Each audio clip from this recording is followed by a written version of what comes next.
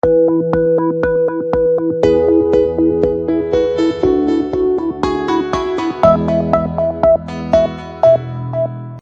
दोस्तों, परिष्कार वर्ड में आपका स्वागत है। मैं डॉक्टर मोहित दीक्षित आपका स्वागत करता हूं और आज हम जिस टॉपिक को लेके बात करने वाले हैं वो टॉपिक है व्यक्तित्व मापन की विधियां। क्या है, कितनी प्रकार की होती हैं, आज ये सब जानेंगे कि कैसे एक व्यक्ति का व्यक्तित्व दूसरे से अलग होता है। चलिए सबसे पहले देखते हैं उन प्रश्नों को जो पूर्व प्रतियोगी परीक्षा में आए हुए हैं। जैसे पहला आपके सामने है, ग्रेड 3 एग्जाम 2012 में आया। वे परीक्षण जो किसी व्यक्ति के प्रेरकों तथा व्यक्तित्व के बारे में जानकारी इस आधार पर देते हैं कि वह व्यक्ति अस्पष्ट उद्दीपकों में क्या प्रत्यक्षीकरण करता है, उसे कहते हैं। अब देखिए, प्रश्न परीक्षणों के प्रकार से आया है जो आज हमें जानना है। आगे देखते हैं। एस्टेट 2011 एक बालक के व्यक्तित्व के मापन की सर्वाधिक वस्तुनिष्ठ विधि है। जानेंगे वस्तुनिष्ठ विधि क्या होती है और फिर कौन सी सर्वाधिक है, देखेंगे। प्रक्षेपण विधि द्वारा किसका अध्ययन किया जाता है? एक और विधि आपके सामने आई, प्रक्षेपण विधि, और किसका अध्ययन होता है आज मालूम पड़ने वाला है। बालक प्रसंग बोध परीक्षण 3 वर्ष से 10 वर्ष की आयु के बालकों के लिए बनाया गया है। इस परीक्षण में कार्ड में प्रस्थापित किए गए हैं। देखेंगे कि इस वाले परीक्षण में कौन से कार्ड हैं और उन कार्डों में क्या बना हुआ है। निम्नलिखित में से कौन सी तकनीक प्रक्षेपण तकनीक नहीं है? ध्यान दीजिएगा साथियों, ये नहीं वाले प्रश्न बहुत आते हैं। इसका मतलब यहाँ पर 3 तो हैं, कोई एक ऐसी है जो नहीं है, समझेंगे। प्रासंगिक अंतर्बोध परीक्षण का विकास खाली स्थान द्वारा किया गया। सीधे सीधे पूछा गया है कि एक परीक्षण है टीएटी, ये किसने बनाया, कौन है इसके प्रवर्तक? अभी ये चारों नाम हो सकते हैं आपके लिए थोड़े से अजनबी हों, लेकिन कुछ देर बाद आप इन चारों को जानते होंगे। रोशा ने शाही डब्बा परीक्षण में कार्डों की संख्या है। देखिए, फिर सीधे सीधे पूछा गया है संख्या कि एक शाही डब्बा परीक्षण है जिसको अपन देखेंगे कुल कितने कार्ड इसमें है। मुरे ने एक परीक्षण की रचना करके इतिहास रच दिया। एक व्यक्ति है, उन्होंने एक परीक्षण बनाया और वो परीक्षण बहुत फेमस हुआ। वो कौन सा है, देखेंगे। टीएटी किसके मापने में प्रयोग होता है, इसको भी जानेंगे कि एक परीक्षण है, इससे मापा क्या जाता है। बैलक ने व्यक्तित्व मापन के लिए तैयार किए गए बालकों के प्रसंग बोध परीक्षण हेतु क्या आयु वर्ग रखा था? बालकों के प्रसंग बोध परीक्षण, एक और प्रश्न था, वहां पे इसका जवाब था साथियों। और यहाँ प्रश्न ये है कि ये जो परीक्षण है वो किस आयु वर्ग के लिए है, जानेंगे आगे। निम्नलिखित में से कौन सी व्यक्तित्व आकलन की प्रक्षेपी तकनीक नहीं है? देखेंगे कि प्रक्षेपी तकनीकों में क्या क्या आता है और इसके अलावा भी क्या कोई और तकनीक है। सर्वाधिक प्रयोग किया जाने वाला व्यक्तित्व परीक्षण कौन सा है? आज जितने सारे परीक्षण हम देखने वाले हैं, देखेंगे कि उनमें सबसे ज्यादा प्रयोग किस व्यक्तित्व के परीक्षण का होता है। व्यक्ति के व्यक्तित्व का अध्ययन करने की वह प्रविधि जिसके द्वारा उसकी जीवन शैली, व्यवहार, तौर तरीकों, विचारों और भावनाओं का अवलोकन किया जा सकता है, कहलाती है। एक परिभाषा के रूप में है और पूछा गया है कि इनमें से कौन सी वो शैली है, जानना है। व्यक्तिगत मापन की एक प्रक्षेपी परीक्षण विधि नीचे दी गई है, पहचानिए। इसका मतलब हमको प्रक्षेपी विधि देखनी है कि इन चारों में से कौन सी है। और व्यक्तित्व मापन की मनोविश्लेषण विधि किसकी देन है, जानना है कि एक मनोविश्लेषण विधि और है, वो किसने दी है। तो चलिए साथियों, अब देर किस बात की, बहुत सारे प्रश्नों के जवाब आपको मिलने वाले हैं। तो शुरू करते हैं व्यक्तित्व मापन की विधियां। चलिए, मनोवैज्ञानिकों द्वारा व्यक्तित्व के मापन की विधियों का निर्धारण किया गया। किनके द्वारा किया गया? मनोवैज्ञानिकों द्वारा, जिसे मुख्यतः 2 भागों में विभाजित किया गया। देखिए कौन कौन से। एक है अप्रक्षेपण विधि और दूसरी है प्रक्षेपण विधि। अभी हमने जो प्रश्न देखे थे उन प्रश्नों में ये शब्द आए थे ना। तो चलिए, मुख्य रूप से 2 भागों में विभाजित किया गया और पहली आई प्रक्षेपण विधि और दूसरी आई अप्रक्षेपण विधि। चलिए देखते हैं आगे। अप्रक्षेपण विधि, इसमें क्या होता है भाई? अप्रक्षेपण विधि में आत्मनिष्ठ और वस्तुनिष्ठ विधियां आती हैं। इसका मतलब अप्रक्षेपण विधि पुनः दो भागों में टूटी, आत्मनिष्ठ और वस्तुनिष्ठ। और आत्मनिष्ठ क्या है?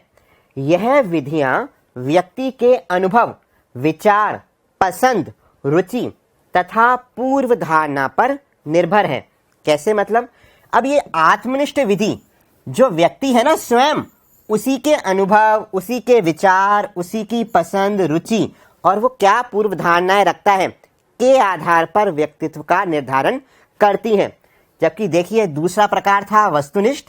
इस विधि में परिणामों, परीक्षक के आत्मगत तत्वों जैसे रुचि, विचार, पूर्व धारणा आदि का प्रभाव नहीं पड़ता। ये वस्तुनिष्ठ हैं।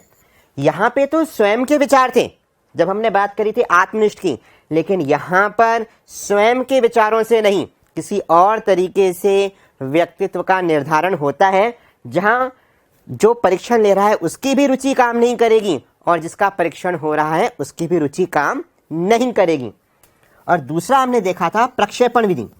प्रक्षेपण विधि में उत्तेजक प्रस्तुत करके, अभी हम देखेंगे कि कोई चीज उसके सामने लाई जाएगी, कोई चित्र होगा, कोई वस्तु होगी, प्रस्तुत करके व्यक्ति के अचेतन पक्ष, ध्यान दीजिएगा, अचेतन पक्ष, दमित भावनाओं एवं इच्छाओं से उसके व्यक्तित्व का पता लगाया जाता है। तो मोटे मोटे रूप से हमने बात करी अप्रक्षेपण विधि की और प्रक्षेपण विधि की। चलते हैं आगे। वर्गीकरण। देखिए साथियों, जब हम वर्गीकरण की बात करेंगे तो अप्रक्षेपण विधियों में आत्मनिष्ठ और वस्तुनिष्ठ, और साथियों एक नई चीज और आपके सामने है, मनोविश्लेषणात्मक विधियों को भी हमने इसी में शामिल किया है। अप्रक्षेपण विधि में आत्मकथा, प्रश्नावली, जीवन व्रत, साक्षात्कार शामिल हैं। वस्तुनिष्ठ विधि में निरीक्षण विधि, क्रम निर्धारण मापनी, समाज मिति, निष्पादन परीक्षण, परिस्थिति परीक्षण, व्यक्तित्व अनुसूची आती है। मनोविश्लेषणात्मक विधि में मुक्त, स्वतंत्र साहचर्य और स्वप्न विश्लेषण आता है। जबकि जब हम प्रक्षेपण विधियों की बात करेंगे तो हम पढ़ेंगे रोषा परीक्षण, प्रसंगात्मक बोध, बाल प्रसंगात्मक बोध, वरिष्ठ अंतर्बोध परीक्षण, वाक्य या कहानी पूर्ति परीक्षण और शब्द साहचर्य विधि। तो ये एक मोटा मोटा हमारे पास पूरा वर्गीकरण है। चलिए एक एक को जानते हैं। और सबसे पहले हमारे पास आती है अप्रक्षेपण विधि में से आत्मकथा विधि। ऑटोबायोग्राफी, अंतर्दर्शन, आत्मनिरीक्षण, ये इसी के नाम है। जानते हैं, एक व्यक्ति के द्वारा उसकी स्वयं की क्रियाओं का अध्ययन करना ही अंतर्दर्शन कहलाता है। क्या हुआ? व्यक्ति स्वयं कर रहा है अपनी क्रियाओं का अध्ययन, इसे अंतर्दर्शन कहते हैं। और यह एक प्राचीनतम विधि है। इस विधि का दर्शन जॉन लॉक ने दिया। दर्शन मतलब ये विचार किसका है? जॉन लॉक का है, लेकिन इसके जन्मदाता विलियम वुंट और टिशनर हैं। याद रखिएगा, दर्शन तो है जॉन लॉक का और जन्मदाता कौन है? विलियम वुंट और टिशनर। चलते हैं आगे। आत्मकथा विधि, इसमें व्यक्ति अपने जीवन संबंधी विशेष घटनाओं तथा व्यक्तित्व संबंधी बहुत सी बातों को प्रकाश में लाने का प्रयास करता है। अतः जब व्यक्ति अपने जीवन की कथा अपने आप लिखकर अभिव्यक्त करता है तो इस प्रकार लिखी हुई आत्मरचना आत्मकथा कहलाती है। जैसे एग्जाम्पल के रूप में लें, महात्मा गांधी द्वारा लिखी गई सत्य के साथ मेरे प्रयोग को पढ़कर हम महात्मा गांधी जी के बारे में, उनके व्यक्तित्व के बारे में जानकारी ले सकते हैं। चलते हैं आगे।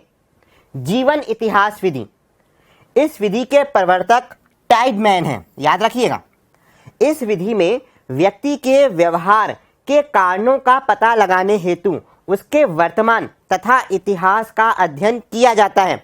देखिए, ना केवल वर्तमान का अध्ययन होगा अपितु इतिहास का भी अध्ययन किया जाएगा। और आप देखिए, इसमें नाम में ही लिखा हुआ है इतिहास।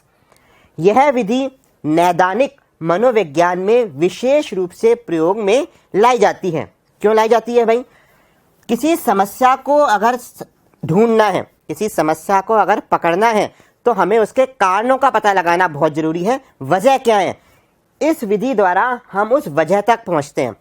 तो यह विधि नैदानिक मनोविज्ञान में विशेष रूप से प्रयोग में लाई जाती है या विशेष रूप से प्रयोग की जाती है। गार्डनर मर्फी ने इसे मौखिक विधि की संज्ञा दी है। ध्यान रखिएगा, गार्डनर मर्फी ने मौखिक विधि की संज्ञा दी और कहा जीवन इतिहास विधि में व्यक्ति का जैसा कि वह आज है क्रमबद्ध अध्ययन किया जाता है। मतलब आज वर्तमान तक आने के लिए हम उसका क्या कर रहे हैं, क्रमबद्ध अध्ययन कर रहे हैं। पोलेंस्की ने अपनी पुस्तक कैरेक्टर एंड पर्सनैलिटी में लिखा कि जीवन इतिहास विधि से व्यक्ति के सामाजिक संबंध, व्यक्तिगत भिन्नताएं, सामंजस्य एवं रुचि का अध्ययन किया जाता है। देखिए कितना विस्तार दे दिया। सामाजिक संबंध, व्यक्तिगत भिन्नताएं, उसका सामंजस्य और उसकी रुचि, इन सब चीजों का अध्ययन किया जाता है। चलते हैं आगे। इसमें व्यक्ति के निकट संबंधियों, माता पिता इत्यादि के माध्यम से व्यक्तित्व का पता लगाते हैं। अब आपको अगर उसका जीवन इतिहास देखना है तो आपको कहाँ जाना पड़ेगा, सीधे व्यक्ति के पास नहीं, आप उसके निकट संबंधियों के पास जाएंगे, दोस्तों के पास जाएंगे, या बचपन में उसका वो बचपन कहाँ बीता है उन लोगों से उनके बारे में पूछेंगे और फिर उसके व्यक्तित्व का पता लगाएंगे। यह समस्यात्मक बालकों एवं बाल अपराधियों के व्यक्तित्व के विषय में अध्ययन करने हेतु एक महत्वपूर्ण विधि है। समस्यात्मक बालक जो किसी ना किसी तरह की प्रॉब्लम्स करते रहते हैं, और बाल अपराधी जो सामाजिक रूप से ऐसे कार्य करते हैं जो अपराध की श्रेणी में आते हैं, को जानने के लिए, उनके व्यक्तित्व को समझने के लिए यह विधि सबसे ज्यादा उपयोगी है। आगे बात करें तो दोष। देखिए इस विधि के दोष ये हैं कि सूचनाएं एकत्र करना कठिन काम है, आपको जगह जगह जाना पड़ेगा, बहुत सारे लोगों से मिलना पड़ेगा, इसीलिए ये खर्चीली विधि भी है और कुशल अध्ययनकर्ता की आवश्यकता है। लोगों की बातों को सुनकर व्यक्तित्व का एक निर्धारण करना है तो आपको कुशल होना पड़ेगा, और व्यक्तियों द्वारा दी गई सूचनाओं की प्रामाणिकता पर संदेह, किसी ने क्या कहा, क्या वो बिल्कुल सही कहा या उसने अपने मन से कहा, तो यहाँ पर संदेह भी बना रहता है। साक्षात्कार विधि, इंटरव्यू, हम सब जानते हैं।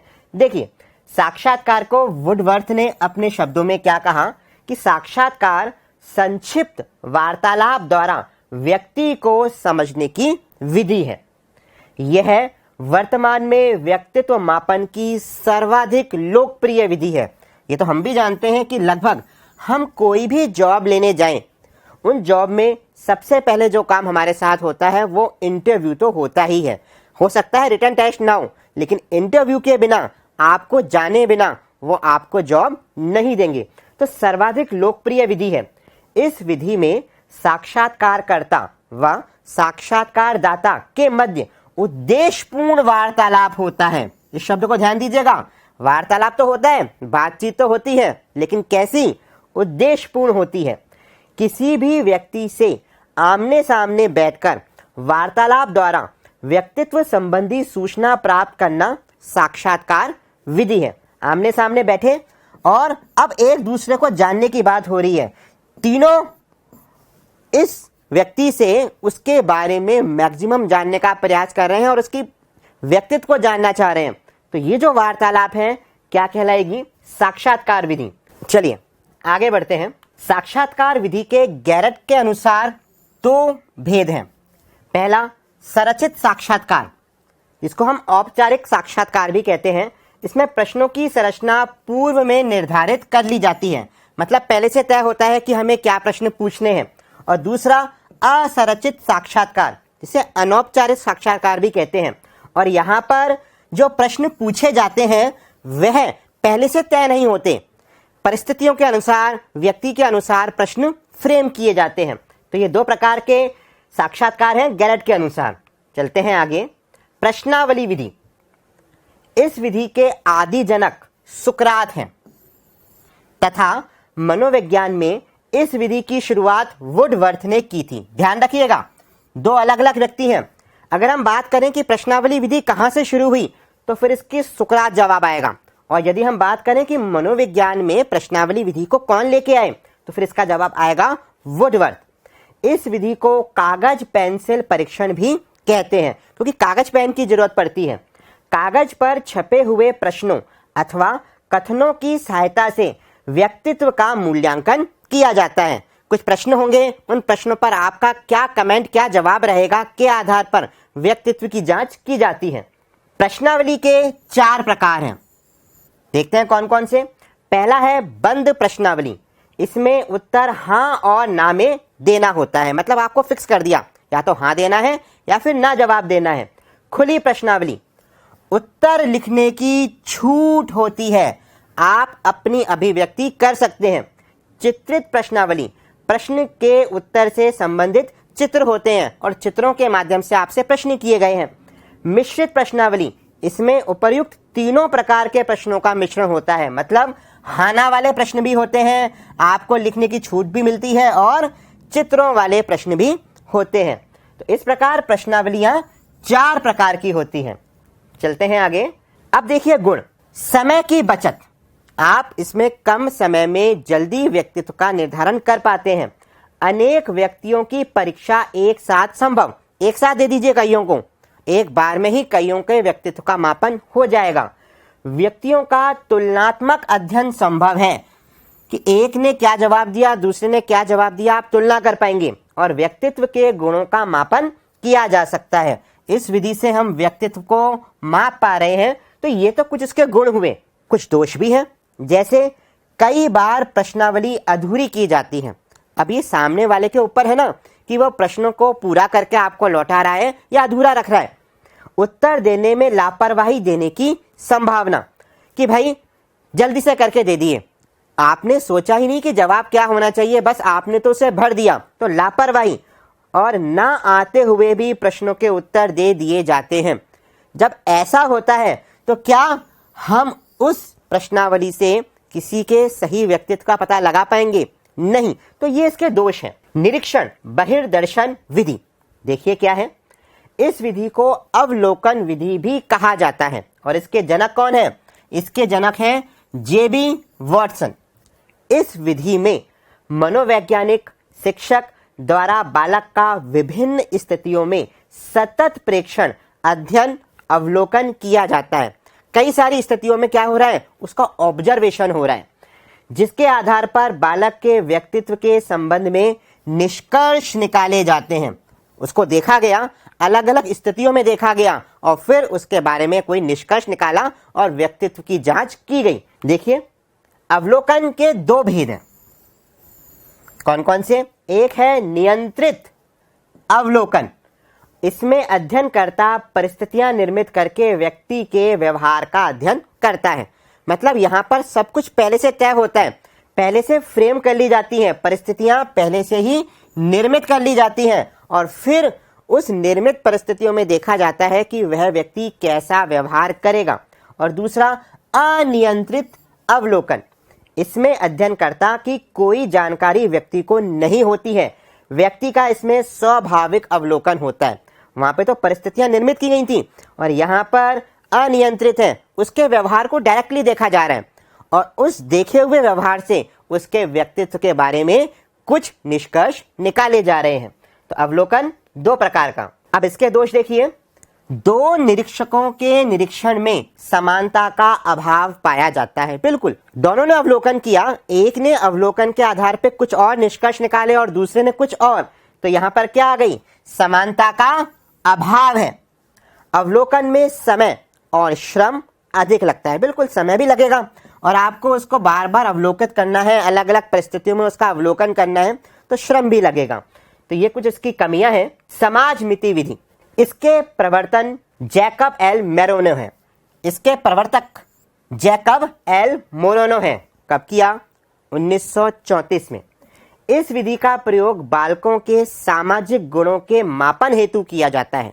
याद रखिएगा, किस काम के लिए हो रहा है? इंपॉर्टेंट बात है, सामाजिक गुणों का मापन किया जा रहा है, उसकी सामाजिकता को देखने का, व्यक्तित्व में जो सामाजिकता का गुण है उसको देखा जा रहा है।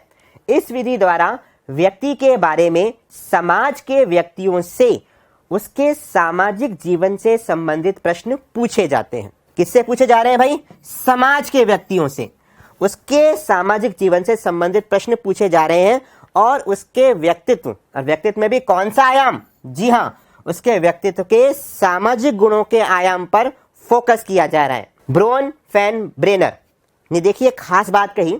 उन्होंने कहा समाजमिति एक ऐसी विधि है जिसके द्वारा समूहों के व्यक्तियों की स्वीकृति अथवा अस्वीकृति, पहली बात क्या आई?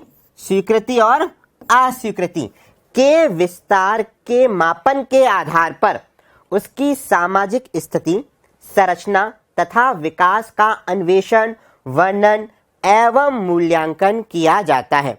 अलग अलग तरीके के जवाब आए किसी एक व्यक्ति के बारे में, किसी के जवाब पॉजिटिव आए, किसी के जवाब नेगेटिव आए। इन सब चीजों से हम उसकी सामाजिक स्थिति, उसका ओवरऑल संरचना को देखने का प्रयास कर रहे हैं और फिर क्या कर रहे हैं? अंततः उसके व्यक्तित्व का मूल्यांकन कर पा रहे हैं।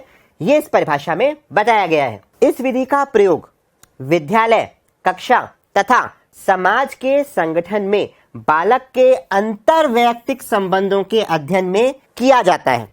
अंतरवैयक्तिक से मतलब है कि एक व्यक्ति का दूसरे व्यक्ति के साथ कैसा संबंध है, इसको जानने का प्रयास किया जाता है। इस विधि में समाजमिति मैट्रिक्स एवं समाज आलेख, जिसे सोशियोग्राम कहते हैं, ये एक सांख्यिकी है, इसका प्रयोग किया जाता है।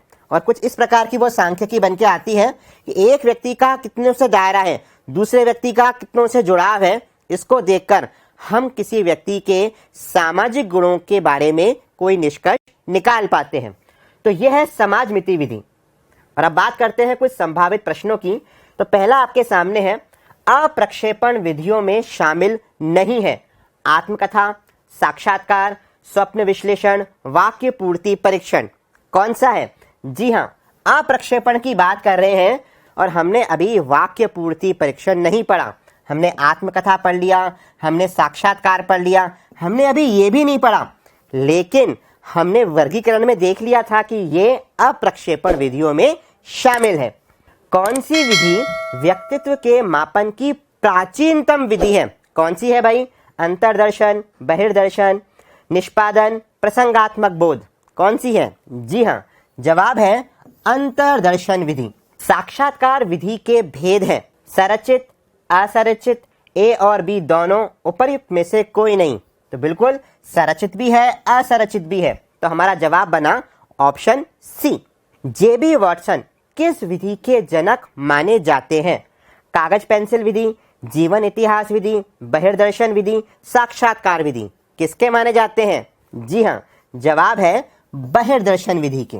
और अब हम बात करते हैं अगली विधि, जिसका नाम है क्रम निर्धारण मापनी, रेटिंग स्केल। इस विधि के प्रवर्तक लिंकर्ट व थर्स्टन है। यह विधि अपनी विश्वसनीयता, वैधता तथा सुगमता के कारण काफी प्रचलित है।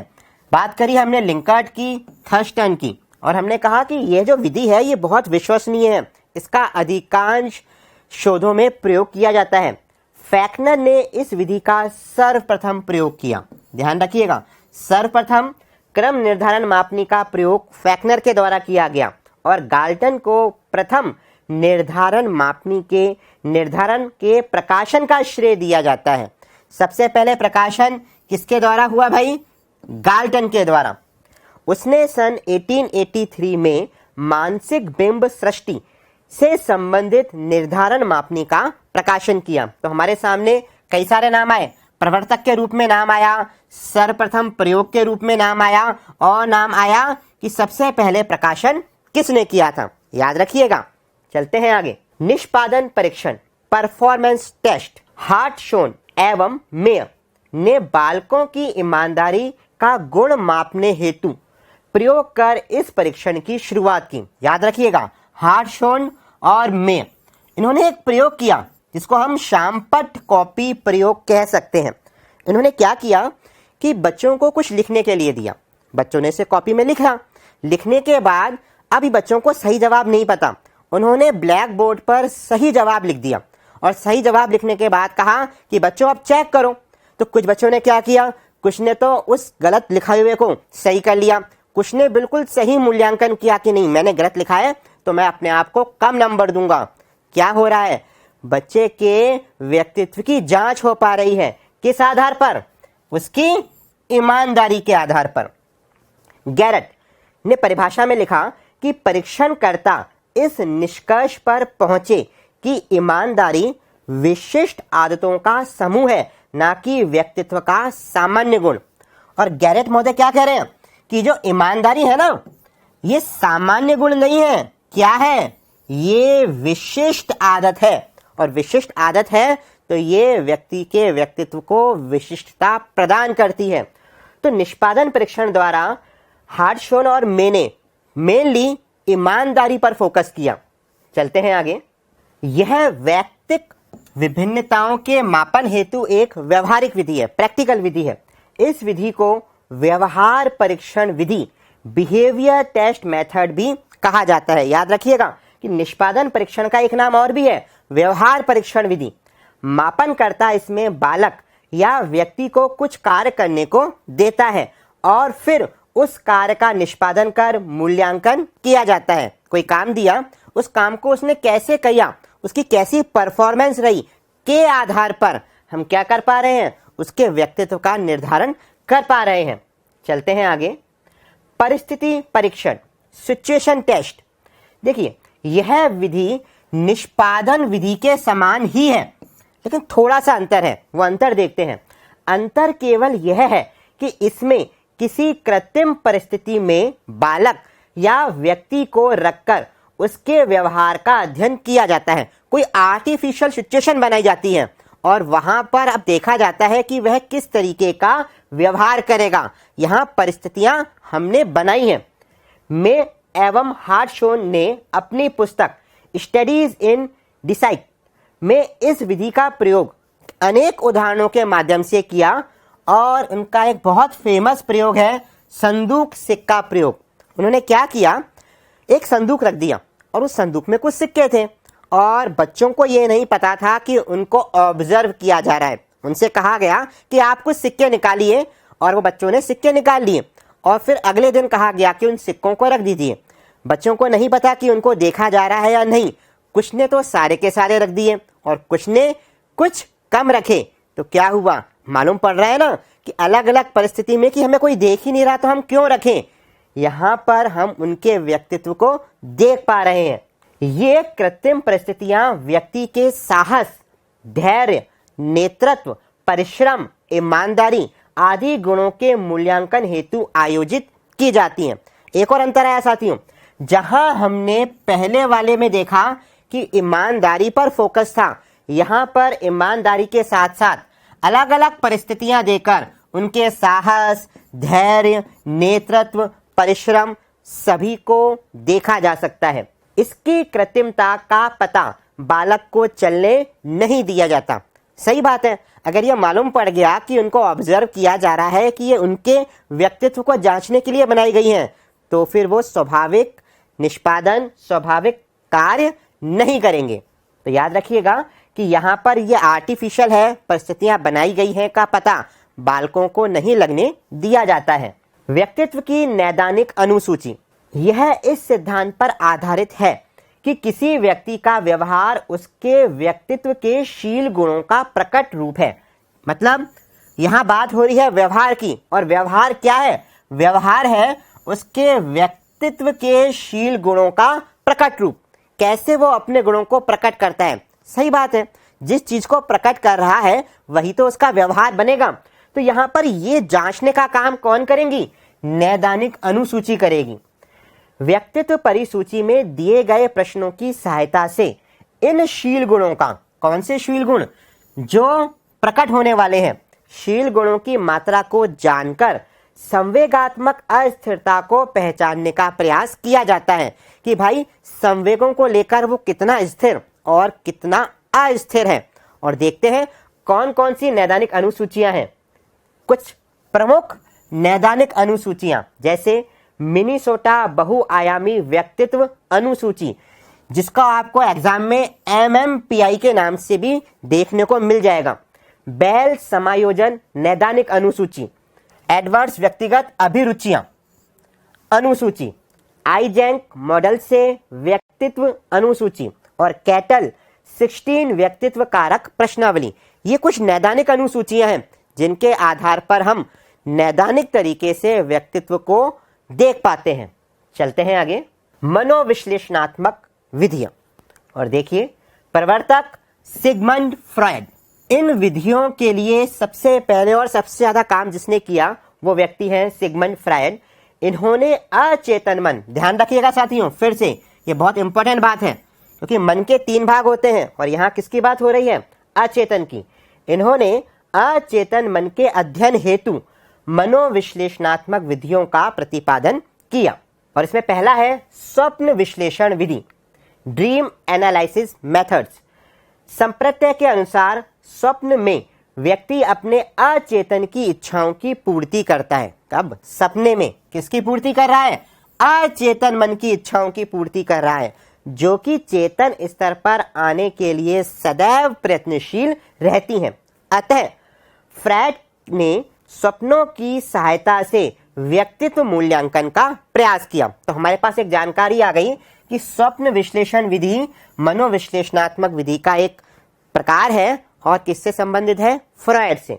चलते हैं आगे, स्वतंत्र साहचर्य परीक्षण। इस विधि के प्रवर्तक सिगमंड फ्रॉयड हैं तथा इसका विकास युंग ने किया है। याद रखिएगा, शुरुआत किसने कर दी? सिगमंड फ्रॉयड ने, और फिर इसका विकास किसने किया? युंग ने किया। इस विधि द्वारा मानसिक रोगियों के व्यक्तित्व को जानने के लिए किया जाता है। देखिए, सबसे ज्यादा यूज कहां हो रहा है इसका? मानसिक रोगियों के व्यक्तित्व को जानना। मेंटली डिस्टर्ब है, मेंटली इल है, अब उनके बिहेवियर को कैसे समझा जाए को जानने के लिए स्वतंत्र साहचर्य परीक्षण किया जाता है। अतः यह मन चिकित्सा हेतु सहायक है। किसकी चिकित्सा में? मानसिक रूप से जो परेशानियां हैं उनकी चिकित्सा में ये सहायक है। चलते हैं आगे, मन चिकित्सा द्वारा व्यक्ति को क्या किया जाता है?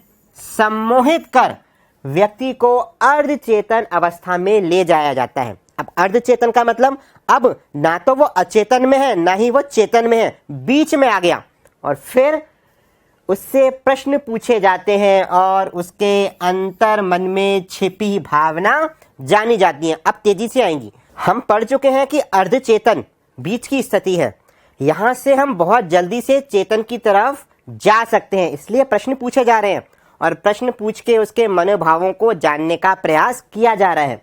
यह बालक के कुसमायोजन के कारणों के निदान व उपचार में भी उपयोगी है। इसका मतलब अगर कोई बालक कुसमायोजित है वहां पर भी हम स्वतंत्र साहचर्य परीक्षण का उपयोग कर सकते हैं। चलते हैं आगे, संभावित प्रश्न। और प्रश्न है, मनोविश्लेषणात्मक विधियों में शामिल है स्वप्न विश्लेषण विधि, मुक्त शब्द साहचर्य विधि, ए व बी दोनों, उपयुक्त में से कोई नहीं।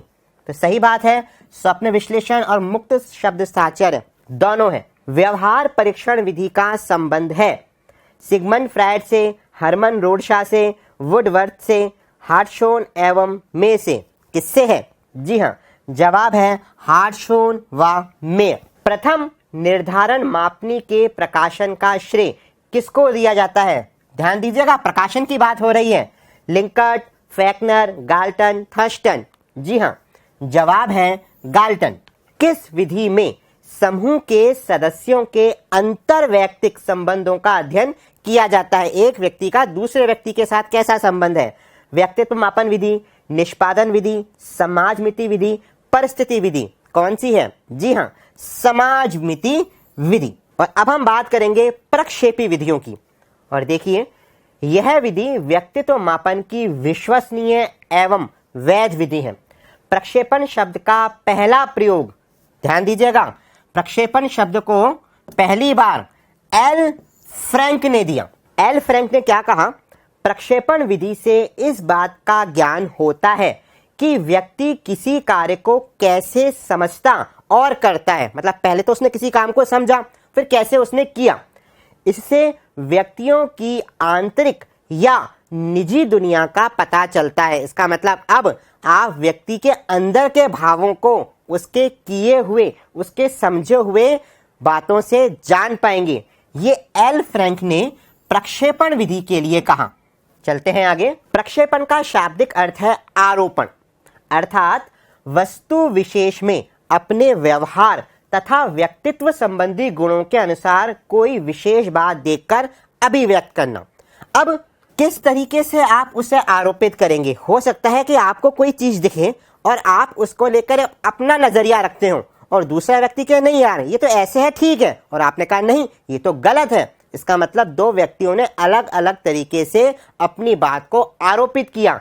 तो फिर उस अभिव्यक्ति के आधार पर आपके व्यक्तित्व को देखा जाएगा प्रक्षेपी विधि के अंतर्गत। प्रक्षेपी विधियों में व्यक्ति को कोई चित्र, स्वरूपहीन सामग्री, मतलब उसका कोई स्वरूप नहीं है, आप जैसा दिमाग से सोचेंगे आपको वैसा स्वरूप नजर आएगा, अथवा उद्दीपक दिखाकर प्रतिक्रिया करवाई जाती है एवं अचेतन में व्याप्त व्यवहार का अध्ययन किया जाता है। किसका? अचेतन में व्याप्त व्यवहार का। चलिए देखते हैं। और सबसे पहले आपके सामने आता है स्याही धब्बा परीक्षण, इंक ब्लॉक टेस्ट। इसके प्रवर्तक हरमन रोडशा हैं। यह स्विस मनोवैज्ञानिक हैं। सन 1921 में इस परीक्षण का प्रतिपादन किया गया। प्रस्तुत परीक्षण में शाही धब्बों के कितने कार्ड हैं भाई? ध्यान रखिएगा, बहुत इंपॉर्टेंट है। 10 कार्ड होते हैं। 5 कार्ड काले व सफेद, 2 कार्ड काले व लाल तथा या एवं 3 कार्ड कई रंग के होते हैं। तो 3 तरह का कॉम्बिनेशन आ गया। कुल मिला के कितने कार्ड आ गए? 10 कार्ड होते हैं। और फिर देखिए ये कुछ कार्ड आपके सामने हैं। अब ये देखो स्वरूपहीन है ना, इसमें कुछ भी कोई स्वरूप नहीं है, लेकिन अब आप अपने इमेजिनेशन से, अपनी समझ से इसको कोई चित्र के रूप में देखेंगे और फिर आप बताएंगे कि मुझे ये दिख रहा है, और उसके आधार पर आपके व्यक्तित्व का मापन हो पाएगा। परीक्षार्थी को कार्ड दिखाकर उसमें दिखाई देने वाली आकृति के विषय में पूछा जाता है और प्रतिक्रिया को स्थिति, गुण, विषय वस्तु, समय, मौलिकता आदि निर्धारक तत्वों के आधार पर विश्लेषित करके व्यक्तित्व निर्धारण किया जाता है। आपने कितना समय लिया, आपके आइडियाज कितने मौलिक हैं, इन सब चीजों को आपने किस स्थिति में सोचा, ये सब चीजें आपके विश्लेषण करने के बाद आपके व्यक्तित्व का निर्धारण कर पाती हैं। प्रासंगिक अंतर्बोध परीक्षण, इसके प्रवर्तक मॉर्गन 1935 और H.A. मुरे 1938 हैं। इस परीक्षण में कुल 31 कार्ड होते हैं, 30 + 1। अब मैंने ऐसा क्यों लिखा है? क्योंकि भाई देखते हैं 10 चित्र कार्ड पुरुषों के होते हैं, 10 चित्र कार्ड स्त्रियों के और 10 दोनों के होते हैं। मतलब 10 कार्डों में आपको केवल पुरुष मिलेंगे, 10 कार्डों में केवल महिलाएं मिलेंगी, और जो 10 कार्ड हैं उनमें पुरुष और महिलाएं दोनों होंगी, और एक कार्ड प्रतिक्रिया हेतु रिक्त होता है, यही 31वां कार्ड है। तो कुल कितने कार्ड हो गए? 30 + 1 31। और फिर देखिए कार्ड के सभी चित्र कम या अधिक रूप में अर्ध निर्देशित होते हैं, जिससे प्रक्षेपण अधिक हो। ये कैसे हैं? अर्ध निर्देशित हैं, मतलब आपको थोड़ी बहुत जानकारी दे रहे हैं, बाकी सब कुछ आपके ऊपर छोड़ दिया, आप क्या समझ पा रहे हैं और क्या बता पा रहे हैं। जैसे देख लीजिए इसमें पुरुष और स्त्री दोनों हैं और इस वाले कार्ड में स्त्री हैं। क्या स्थिति है? क्या हम सोच पाएंगे? ऊन बुन रहे हैं तो हो सकता है सर्दियों का समय हो, आदि आदि बातें जो भी हम सोच पा रहे हैं के आधार पर हमारे व्यक्तित्व का मापन होगा। और बालकों को एक बार में अधिकतम 20, अब वो 20 कार्ड कैसे हैं? 19 कार्ड तो 30 के अंतर्गत और एक कार्ड सादा जो खाली है, कार्ड दिखाए जाते हैं। और बालक को कार्ड दिखाकर कहानी लिखने हेतु कहा जाता है। अब वो क्या लिखेगा भाई? कोई कहानी लिखेगा। कहानी के आधार पर व्यक्तित्व का मूल्यांकन करते हैं। 14 वर्ष से अधिक आयु के बालक बालिकाओं हेतु उपयोगी है। पुरुष स्त्री है ना, तो उनको समझने के लिए एक उम्र की समझ भी तो चाहिए।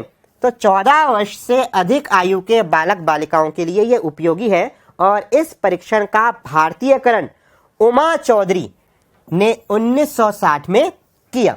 ये जो कुछ चित्र हम देख रहे हैं वो उमा चौधरी द्वारा बनाए हुए उनके भारतीयकरण वाले हैं। बाल संप्रत्यक्ष परीक्षण, और देखिए इसमें क्या है? CAT इसके प्रवर्तक लियोपोल्ड बेलक हैं। सन 1948 में इस परीक्षण का प्रतिपादन किया गया। यह परीक्षण 3 से 10 वर्ष के बालक बालिकाओं के लिए है। देखिए, इससे पहले वाला था वो बड़े उम्र के बच्चों के लिए था और ये 3 से 10 वर्ष के लिए है। इसका विकास डॉक्टर अर्नेस्ट क्रिस ने किया। देखिए, शुरुआत किसने करी? लियोपोल्ड बेलक ने, और विकास किसने किया? डॉक्टर अर्नेस्ट क्रिस ने। इस परीक्षण में कुल 10 कार्ड होते हैं। सभी कार्ड पशु के चित्रों से संबंधित होते हैं, जैसा कि आप देख पा रहे हैं। देखिए, है ना, पशु, शेर है, बंदर है। अब क्यों होते हैं भाई कि यहां पर पशु के कार्ड क्यों हैं? क्योंकि आप एज देखिए, छोटा बच्चा है। छोटे बच्चों की कहानियां पशुओं की होती हैं, पंचतंत्र की कहानियां पशुओं की है या नहीं?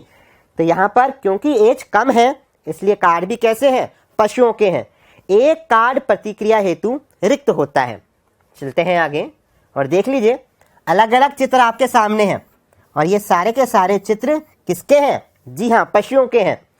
बालक को कार्ड दिखाकर कथानक पूछा जाता है, उससे पूरी कहानी ली जाती है। भाई क्या हो रहा है, क्या लग रहा है, क्या होगा, ये सब बातें।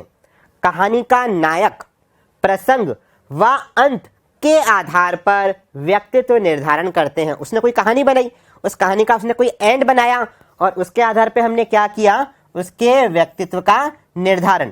इस परीक्षण का भारतीयकरण डॉक्टर उमा चौधरी ने 1988 में किया था। चलते हैं आगे। अब बात करेंगे वरिष्ठ अंतर्बोध परीक्षण की। देखिए, हमने छोटे बच्चों की बात कर ली, हमने थोड़े से बड़े बच्चों की बात कर ली और अब हम बात करेंगे किसकी? वरिष्ठ लोगों की। प्रवर्तक कौन है? लियोपोल्ड बेलक। यह परीक्षण प्रौढ़ व्यक्तियों के व्यक्तित्व समायोजन समस्याओं, चिंता, तनाव आदि का अध्ययन करता है। यह परीक्षण 50 वर्ष से अधिक के प्रौढ़ों के लिए उपयुक्त है। अब देखिए, इसमें क्या है? इस परीक्षण में 16 कार्ड हैं जिसमें विविध पृष्ठभूमि में मानवीय व्यवहार दर्शाए गए हैं। इसका मतलब क्या है? आपको कुछ व्यवहार मिलेंगे, मानवीय व्यवहार, और उनके आधार पर क्या जांचने का प्रयास किया जाएगा? उनका समायोजन, चिंता और तनाव। भारतीय रूपांतरण डॉक्टर उमा चौधरी द्वारा किया गया है। जैसे आप चित्र देख लीजिए, खाना खाने के सामने बैठे हुए हैं एक महिला और पुरुष, दोनों की उम्र भी लग रही है कि हाँ काफी है। के आधार पर आपसे आप कुछ प्रश्न किए जाएंगे या आपसे कहा जाएगा कि आप क्या समझ पा रहे हैं के साथ फिर उन प्रश्नों से आपकी इन बातों के बारे में जांचने का प्रयास किया जाएगा। वाक्य पूर्ति परीक्षण, सेंटेंस कंप्लीशन टेस्ट। प्रवर्तक पाइन टेंडलर। सन 1930 में इस परीक्षण का प्रतिपादन किया गया। भारत में इसका विकास केंद्रीय शैक्षिक एवं व्यावसायिक संस्थान के मनोविज्ञान विभाग ने किया। इस परीक्षण में अधूरे वाक्यों की एक लंबी सूची होती है। कई सारे वाक्य होंगे, वो सारे वाक्य कैसे होंगे? अधूरे होंगे, और फिर आपसे उन वाक्यों को पूरा कराया जाएगा। परीक्षार्थी को बिना सोचे समझे, मतलब एज अर्ली एज पॉसिबल, जितनी जल्दी हो सके, प्रश्न पढ़ा, उत्तर दिया, सोचने का समय नहीं मिलेगा। 1-2 शब्दों में वाक्य पूरे करने होते हैं। प्रतिक्रिया के आधार पर संवेगों, इच्छाओं, अभिवृत्तियों को जानकर व्यक्तित्व निर्धारण किया जाता है। आपने क्या प्रतिक्रिया दी, कौन से संवेग आपने उन प्रतिक्रियाओं में दिखाए, उन सब के आधार पर व्यक्तित्व का निर्धारण होता है। यह विधि लिखित होने के कारण, क्योंकि लिखना पड़ेगा ना इसमें, लिखित होने के कारण शिक्षित व्यक्तियों के लिए उपयोगी है। आगे चलते हैं। शब्द साहचर्य परीक्षण। प्रवर्तक हैं गॉल्टन। सन 1879 में इस परीक्षण का प्रतिपादन किया गया। इस परीक्षण में कुछ चुने हुए शब्द होते हैं, मतलब कुछ शब्द होंगे और शब्दों के आधार पर प्रतिक्रिया करवाई जाती है। मतलब कोई शब्द, अब इस शब्द के संग कौन सा शब्द अच्छा है वो आपकी प्रतिक्रिया देखी जाएगी। और नैदानिक मनोविज्ञान में इसका प्रयोग अधिक होता है कि आपने एक शब्द के संग कौन से शब्द को ज्यादा बेहतर माना, से आपकी जो प्रतिक्रिया आ रही है, आपकी जो समझ आ रही है, पर क्या होगा? आपके व्यक्तित्व को देखने का प्रयास होगा। चित्र नैराश्य परीक्षण। प्रवर्तक रोजेन विंग।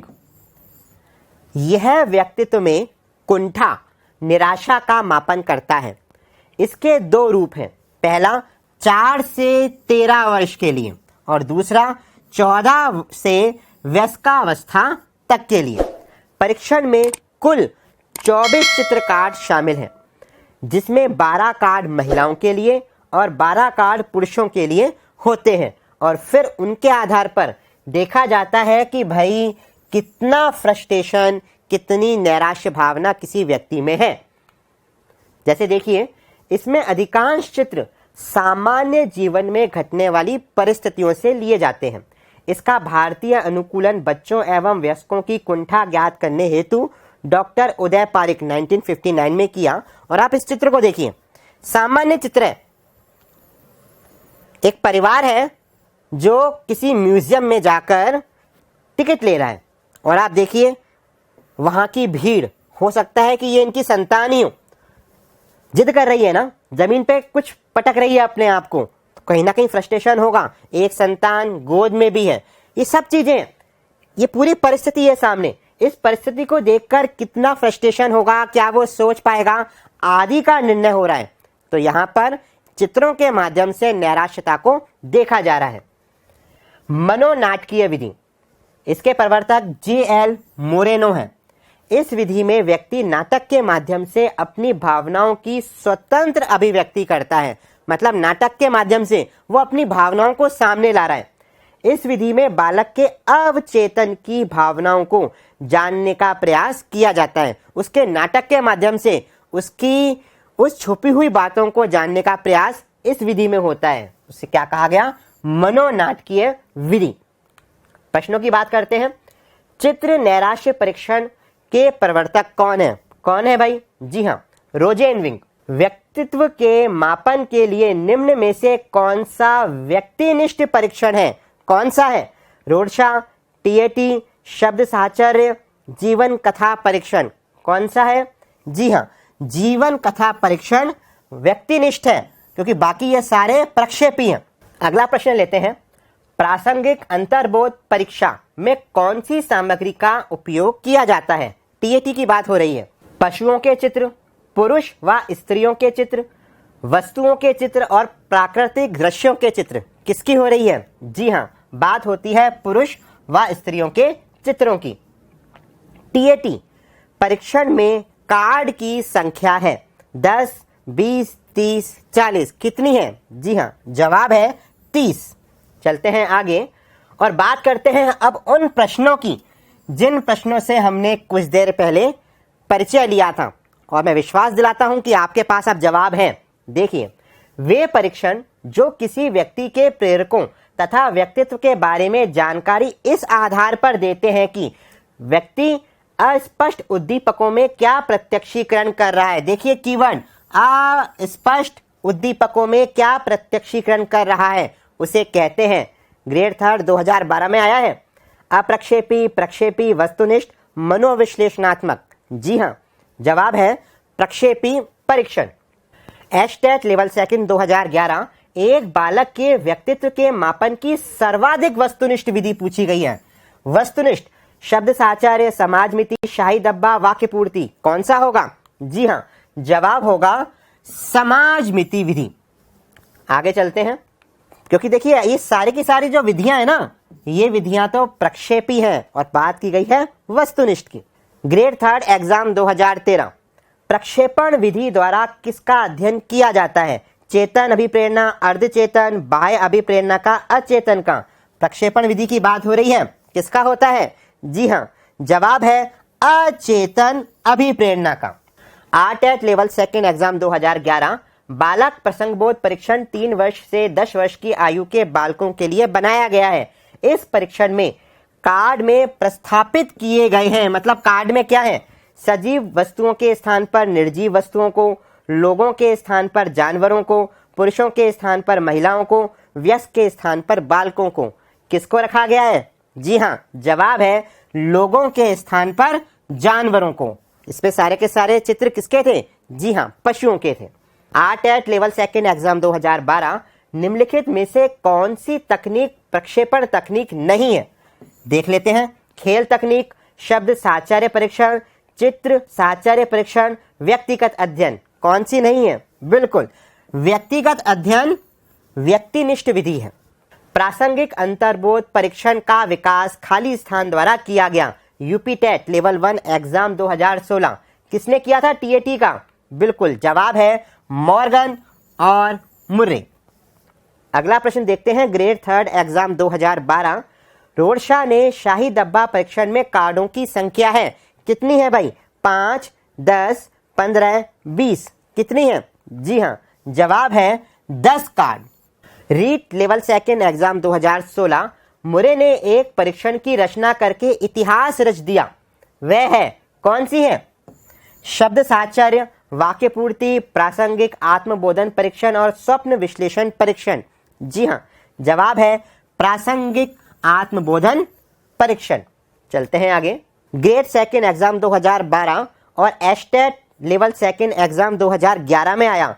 टीएटी किसके मापने में प्रयोग होता है? जी हाँ, चेहरे की मुस्कुराहट बता रही है, व्यक्तित्व के लिए।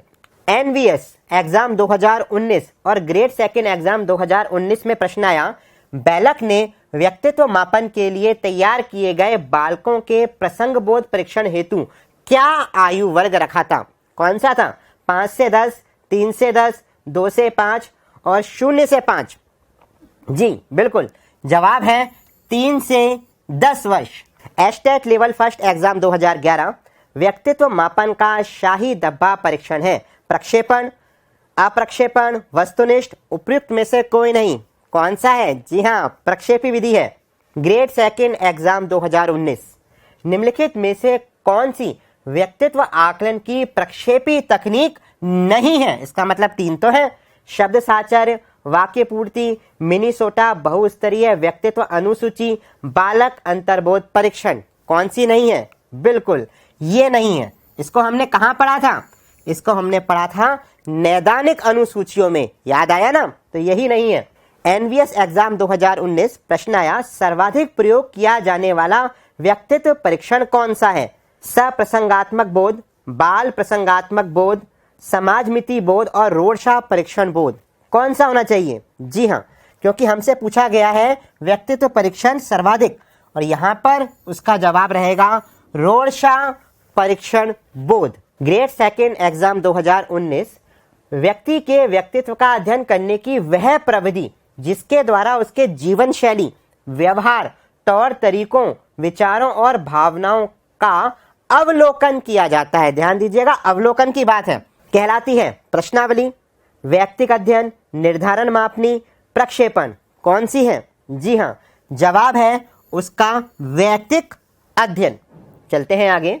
राजस्थान हेडमास्टर एग्जाम 2012 प्रश्न आया, व्यक्तिगत मापन की एक प्रक्षेपी परीक्षण विधि नीचे दी गई है, पहचानिए। प्रक्षेपी विधि देखनी है। साक्षात्कार नहीं है, व्यक्ति अध्ययन नहीं है, चेकलिस्ट और शब्द साहचर्य। कौन सी है? जी हाँ, शब्द साहचर्य विधि। चलते हैं आगे। सीटेट लेवल 1 एग्जाम 2013 प्रश्न किया गया, व्यक्तित्व मापन की मनोविश्लेषण विधि किसकी देन है? किसकी है? Simon, Thurstone, Freud, Frank. जी हाँ, जवाब है फ्रायड, क्योंकि मनोविश्लेषणात्मक विधि सबसे पहले किन्होंने दी थी? फ्रायड ने दी थी। तो साथियों, ये वह प्रश्न थे जो इस टॉपिक से संबंधित पूर्व प्रतियोगी परीक्षाओं में आए थे। आज हमने व्यक्तित्व को मापने की विधियों को सविस्तार समझा। हमने देखा कि इसके मुख्यतः 2 प्रकार हैं और हर प्रकार में अपनी अपनी तरह की विधियां हैं। वो विधियां अपने अपने तरीके से व्यक्तित्व का मापन करती हैं। और इसी आशा विश्वास के साथ कि आप अपनी प्रतियोगी परीक्षाओं में व्यक्तित्व के मापन का अगर कोई प्रश्न आएगा तो निश्चित रूप से आत्मविश्वास के साथ सही करेंगे। धन्यवाद।